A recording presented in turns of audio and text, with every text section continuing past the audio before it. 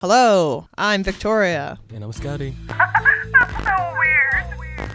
All right, so welcome to this week's episode of Let's Get Weird. My name is Victoria, but you can call me Sweird. I have a special guest today, Scotty, who has his own YouTube channel called Shaggy Bones. Yeah, Shagbone Cartoons, that's right. Well, welcome aboard, Scotty. All right. So today we're going to be talking about some indie animations. Something a little bit different about this YouTube video than you would consider with others is me and Scotty here are both artists. Yeah, we definitely are. So I haven't dipped my hands in animation much as I've wanted to. I've definitely gone in more into painting. But Scotty here animates and has been animating for quite a long time. I had an interest in animating ever since, that would be back in high school.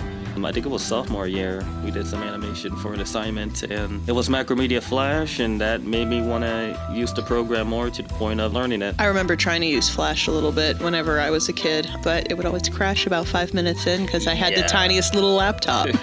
Yeah, the program can crash quite a bit. I think it's gotten better since then over the years, but yeah, it's definitely, still get some use out of it to this day. Like, I know there's other programs like Toon Boom, like especially for the big professionals, but thankfully there's still professional studios out there that use Have you heard of Scratch? I have heard of Scratch. Do you think that one's a good program for learning how to animate? I would still probably say Adobe Animate might be a good, will be a good tutorial. Or if you don't like doing like Flash animation, would prefer frame-by-frame animation, Clip Studio, which is funny to me, has an animation feature. So you can actually do frame-by-frame stuff with it. It might take a little bit of learning. I say go to YouTube if you want those kind of tutorials. But right. Yeah. I'm very excited to try out Procreate's newest animation program, but I haven't gotten to dabble with it yet. So on to indie animation. So we're going to talk about what makes an animation indie. Some of the biggest topics right now in indie animation, whether or not it's questionable, is the Vivzy Pop verse. Ooh. Right now, with the two main catalogs they have out right now is Has Been Hotel and Hell of a Boss. So when it comes to a project like this that's independent and it's starting off on its own, can you still call it indie if they're in partnership with Amazon? Yeah, that's Self-made, like Powerhouse and everything. I completely acknowledge that.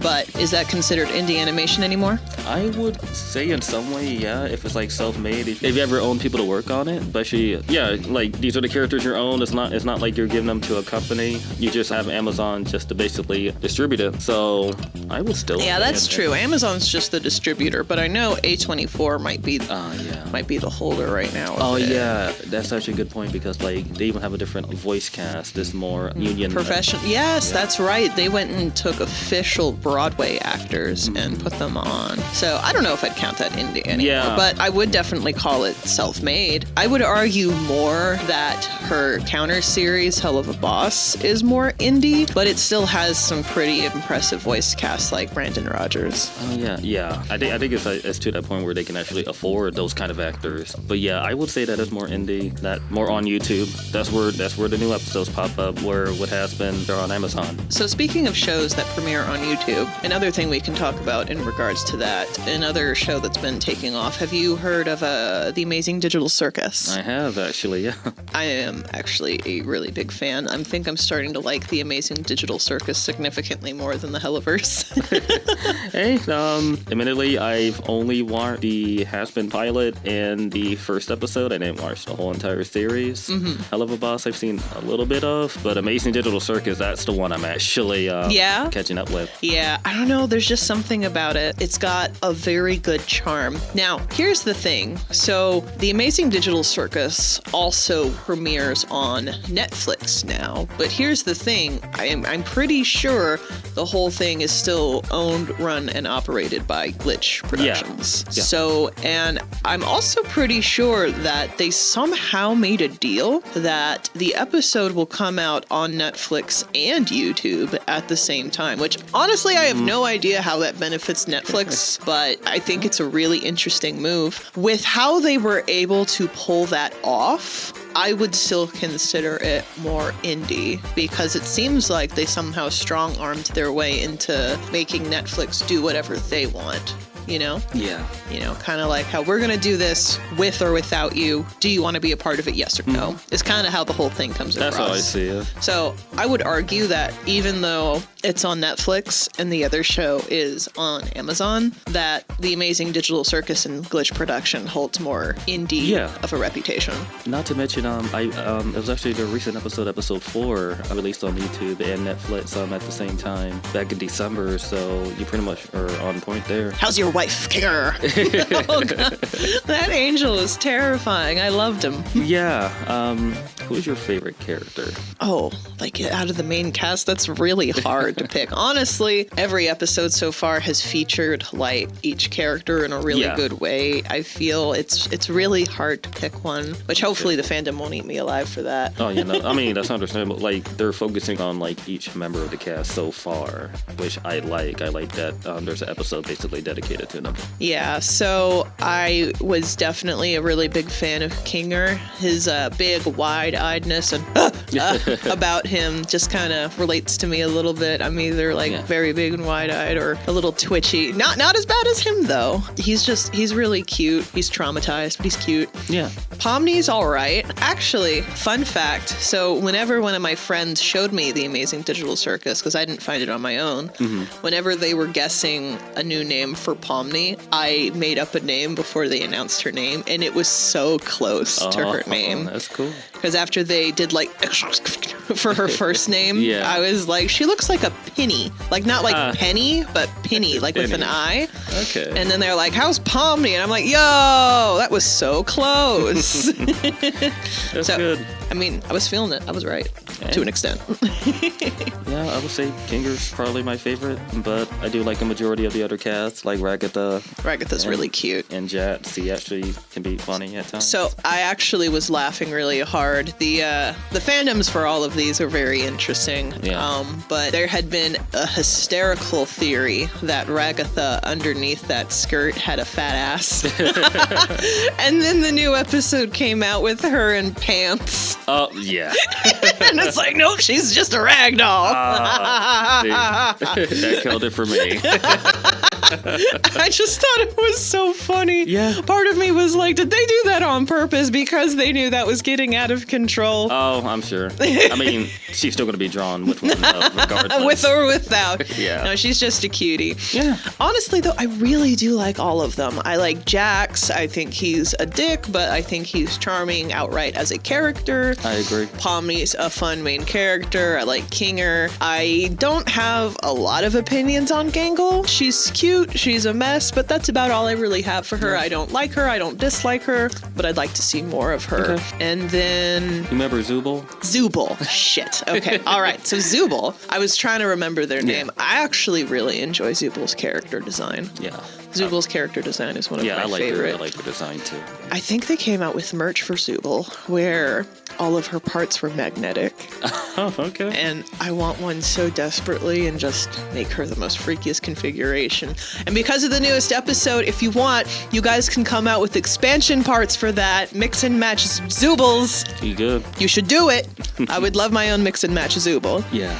I know the fandom went really haywire for Gummy Goo too. Oh, yeah. Fucking love Gummy Goo, man. He's so cute. Yeah, so when it comes to indie, that's definitely the one I'm catching up with. I knew about it beforehand, but thankfully that's because I go on like some animation sources on social media. I like to look up that kind of stuff to be on the know on what's coming out, whether it be mainstream or indie. It helps. It does help. So Glitch Production also has another cartoon coming out right now, and there hasn't been a lot of talk on it. Yeah. But it's in collaboration with Donna Terrace. Yeah. With who is the Owl House lady. Isn't that crazy? That's what interests me. It's like, I like the Owl House, so all right, I'll check this out. So, but now, is Donna Terrace on her own a mainstream name? Or does that make it indie because it's still with Glitch?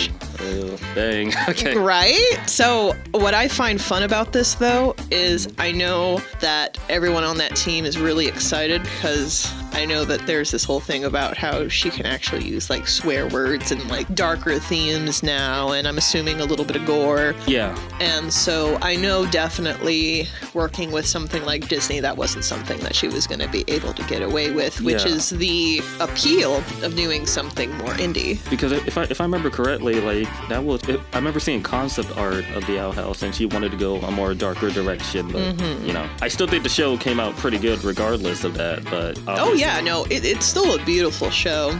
It was definitely cut a little bit before its time, though. Yeah. And then as soon as they cut it, they started being like, "Look at how gay we are! Love us!" Even though we just canceled our only gay cartoon.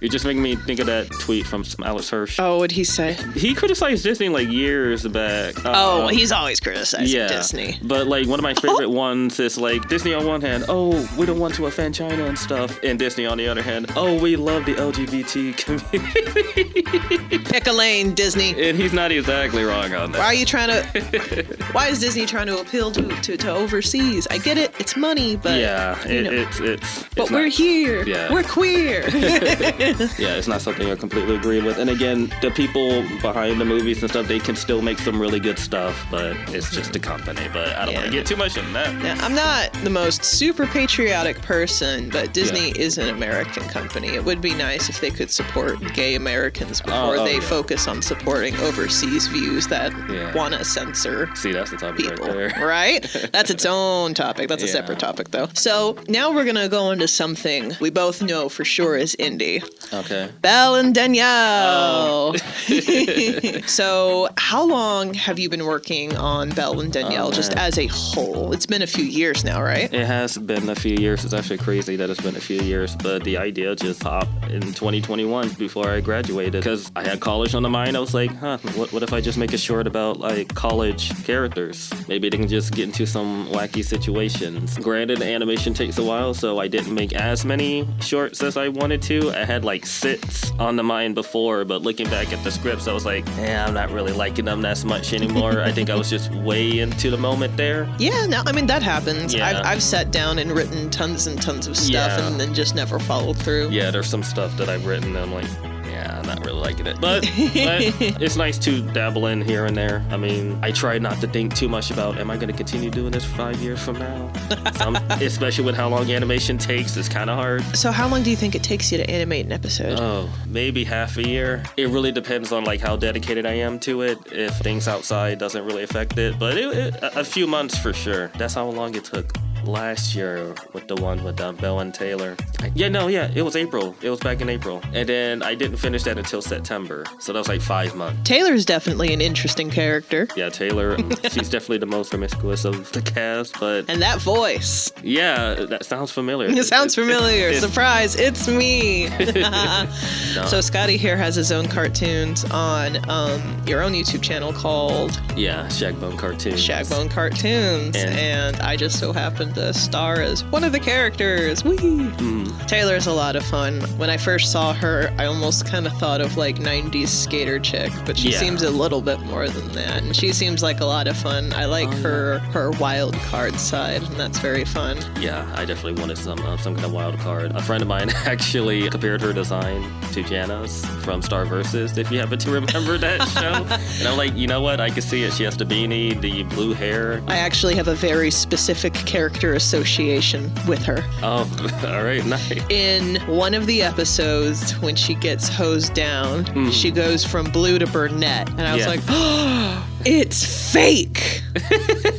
So Duncan from Total Drama Island also sprays his hair. And his hair is not really dyed. So ever since I saw that, I've been thinking about how those two motherfuckers are so fake. Yeah, I really wanted to. I wanted to be like, okay, let's see her actual hair color, and she's a brunette. She's a brunette. I feel that. Yeah, I'm not naturally a redhead either, or my persona, who's probably gonna have blue hair. Yeah. What? Yeah, I wonder if you'll actually decide to have blue hair and a beanie. Yeah. Well, so that was our first animated podcast. How do you feel, Scotty? actually feel a lot more comfortable. I was nervous about it at first, but once we started talking casually, it went smoothly from there. So yeah, this was nice. All right.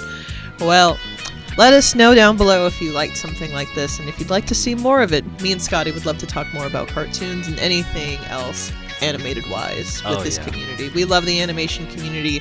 We've been quietly a part of it for a very long time. We've just never really put our faces out there before, but we're really excited to jump into this community with everybody. We love animation. We've loved animation for a very long time. Yeah. And if this is something you enjoy, stay tuned. Maybe our next episode will be about the very interesting AI animes and shows that they're trying to come out with. Which, by the way, that's how I feel about it. But stay tuned. Let us know. Don't be afraid to get weird. This is Sweird, signing off. All right. We'll see you later. Bye.